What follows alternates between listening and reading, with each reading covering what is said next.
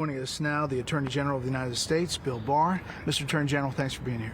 Thank you, Bret. The effort across the country, there is this movement to defund police departments. The Minneapolis City Council, with a veto-proof vote, saying they're going to essentially dismantle that police department. What do you make of that effort and what it means for the country? Well, I think it's the exact opposite of the way we should go. You know, I understand, given the history of racial injustice in this country, why the African American community, or at least some of it, would view the ghastly events in Minneapolis as manifestations of institutional racism in police departments. But I think, in fact, over the past 50 or 60 years, we've had a lot of reform of police departments. I was Attorney General 30 years ago, and I can tell you there's a world of difference. Today, the police chiefs, the rank and file officers understand the need for change, and there has been great change. And I think defunding the police, holding the entire police structure responsible for the actions of certain officers is wrong. And I think it's dangerous to demonize police. But so how do these bad cops, if you want to call them that, get through in these systems? Do you blame police unions? Do you blame the systems themselves for not weeding them out? How do you address what obviously is this frustration and anger? Well, not referring to any particular case, I think you have to remember this is not a monolithic system. There are thousands of different police forces. There are approximately 900,000 police officers in the United States. And right now, there's a crisis in policing because it's a very tough job. We have, or we had before COVID, a full employment economy. And if anything, we've had trouble attracting people and retaining people as police officers. We want the best, most responsible people we can get. And we have to attract them into the profession. We have to retain them. We have to train them.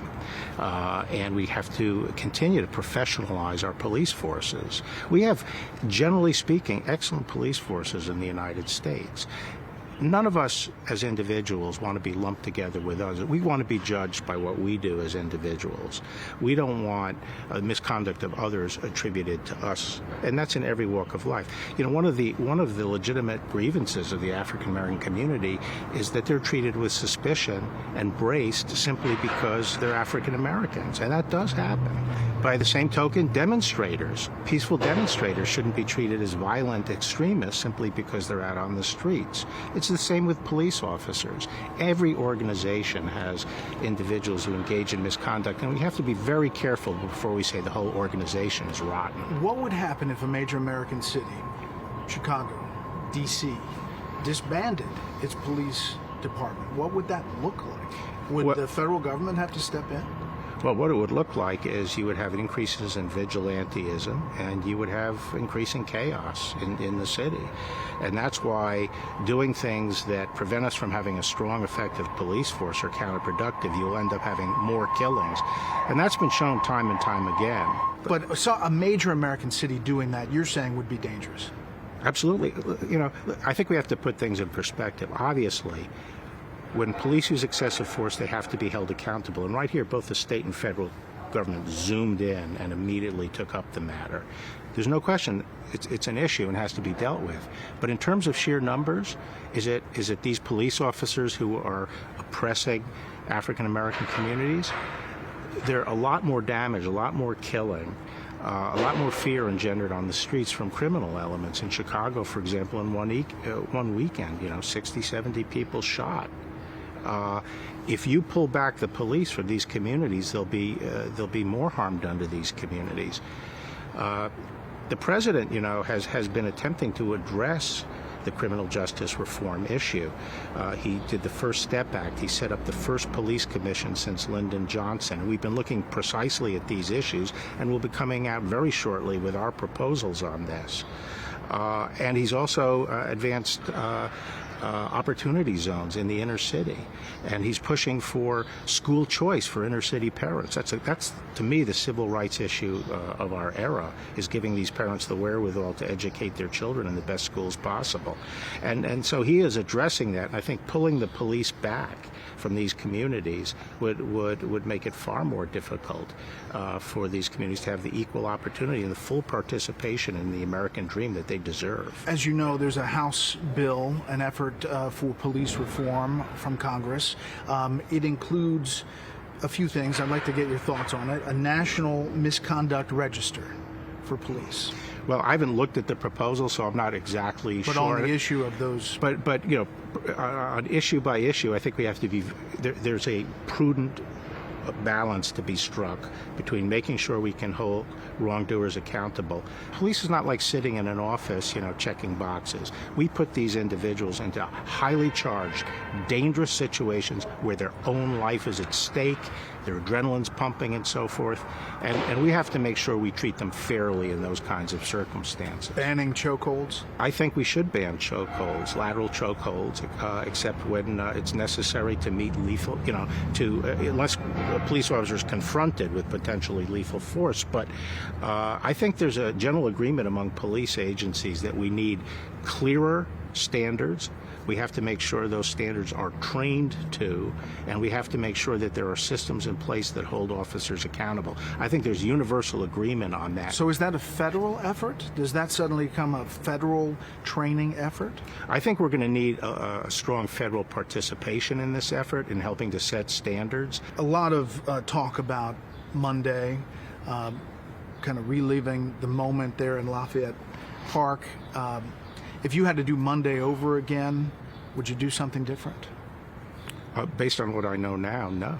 On Monday, we were reacting to 3 days of extremely violent demonstrations right across from the White House. A lot of injuries to police officers, arson. Things were so bad that the Secret Service recommended the president go down to the bunker. We can't have that in our country. And so the decision was made. We had to move the perimeter 1 block. And that is what we were doing. Did the president tell you that he was planning on walking over to the church? No, he didn't tell me. I found out later that afternoon that he might go outside the White House. But as I've said, the decision to actually move out the perimeter was initially made Sunday night by the Park Police in the early morning hours.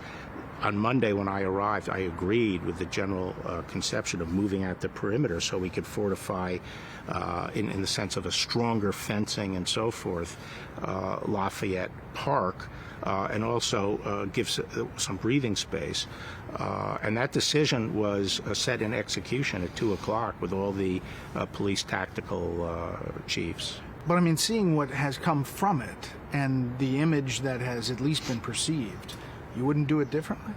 Well, the image has somewhat been created and miscreated in the sense that I haven't seen any videos on TV of all the violence that was happening preceding that. You were hit or something, or something was thrown at you? Well, I did go to the park before the actual operation to move out the perimeter, and I personally saw projectiles thrown, and 2 were thrown at me. And the police officers there and my security detail made me move back because they said that projectiles had been landing in a certain area, things like rocks. Bottle was thrown at me. You said you wouldn't do anything differently, but the perception of clearing out the park, understanding you made the decision earlier, and then the president walking over, even the visual of kind of the group all white, mostly male, it sent an image that a lot of people jumped on and said that it wasn't a good thing for the president in retrospect. I asked you, would you do anything differently? Would you do anything differently on even the walk over to the church? You were there, so was the defense secretary, so was the chairman of the Joint Chiefs. Well, that was a decision for the White House and the president to make. My decision that you asked me about earlier was moving the perimeter 1 block to provide greater security for the White House, and I would do the same. And I don't sit as a critic of, of these kinds of leadership decisions made at the White House. But as I've said, the President of the United States should be able to walk one block from the White House out to the Church of Presidents. He should be able to do that. And this canard that this exercise was done to make that possible is totally false. I don't see anything wrong with the president walking over to the church. The perception is that the president was calling for, I don't know how many, their number is 10,000, but let's say just thousands of active military troops on the ground. Did you push back on the use of the Insurrection Act? There was no need to push back. I think everyone was on the same page. I think what we were discussing is what would be necessary around the country and in D.C. specifically. And I think everyone agreed that if it became necessary, we could resort to federal troops as a last resort. There's a lot of people that have been charged with crimes related to the protests that devolved into riots and looting.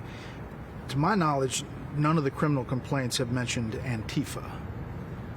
Why is that? We have some investigations underway, and very focused investigations on certain individuals that relate to Antifa. But in the initial phase of identifying people and arresting them, they were arrested for crimes that don't require us to identify a particular group or don't necessitate that. Does Antifa have leaders? It's a very loosely organized group, and they have sort of a unique or unusual system of communication and organization. There are people who can be characterized as leaders in any given situation. Are there people funding this effort, an organized effort that it goes beyond state-specific, that funding the effort broadly, and are you going after those people? There appear to be sources of funding, and we are looking into the sources of funding, and there is clearly some high degree of organization involved at some of these events, and coordinated tactics that we're seeing, and we're looking into that as well. And some of it relates to Antifa. Some of it relates to groups that act very much like Antifa. As I said, there's a witch's brew of extremist groups that are trying to exploit this situation on all sides. When you look back at COVID-19 and what has happened, do you think we will conclude that elected officials went too far in shutting down society to the point of trampling Americans' fundamental constitutional rights? I think given the uncertainty involved and the very fast pace of the infection, especially in certain areas, the original 30-day or so, and even maybe with some extensions, measures were appropriate. But I think that as time has gone by, the degree of impingement on fundamental liberties has never been anything like this in the United States. Nationally, forbidding people from engaging in their livelihood, telling them to stay home is just sort of a form of house arrest in many places. Have these protests and demonstrations and what we've seen across the country changed that dynamic? Well, I think it should, because it raises a fundamental question, which is why should some people who are enjoying their First Amendment rights by going out and protesting have broader rights than other people who may want to exercise their, for example, religious First Amendment rights and go to church, as long as social distancing rules and things like that are complied with. There's a report that the U.S. has officially demanded Britain hand over Prince Andrew to be quizzed about his links to the billionaire pedophile Jeffery Epstein. Is that true? Well, I don't think it's a question of handing him over. I think it's just a question of having him provide some evidence. But beyond that, I'm not going to comment. So extradition? No. Just asking for evidence. That case is still in process. You've commented on the death of Epstein. You're convinced that he committed suicide. Mm-hmm. Is there more to come from that investigation into that? There might be more to come, but I don't think anything that would change that conclusion.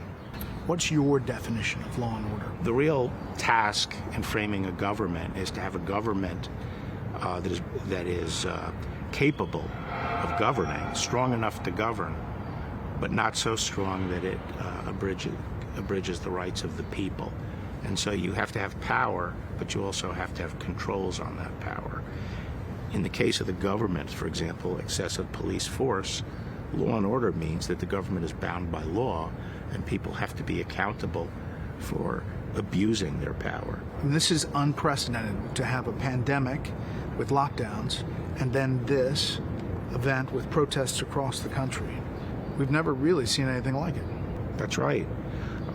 Last time I was AG, which was not for that long a period, I had been deputy before that, someone showed me a list of all the crises we handled at that time, and I thought, wow, it was a very eventful period, but nothing like we're seeing today. Mr. Attorney General, thank you very much for the time. Thank you. I appreciate it.